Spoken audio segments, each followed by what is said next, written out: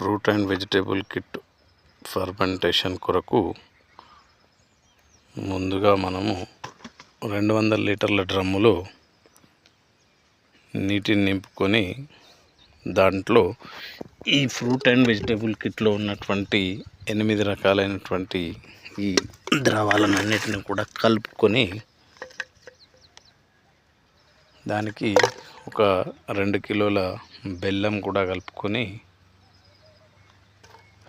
డ్రమ్ముని నీడలో ఉంచుకొని 48 గంటల పాటు రోజు పొద్దున మధ్యాహ్నం సాయంత్రం 3 సార్లు డ్రమ్ములో ఉన్నటువంటి నీరు ఇలా సుడులు తిరిగేటట్టు బాగా కలుపుకొని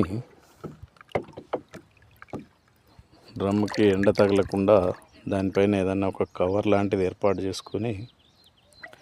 48 గంటల పాటు రోజు 3 సార్లు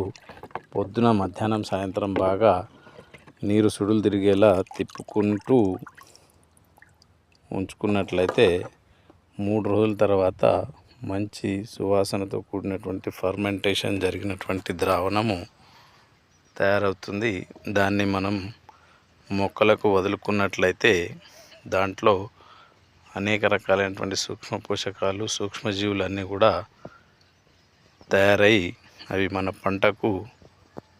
మంచి ఫలితాలను ఇస్తాయి.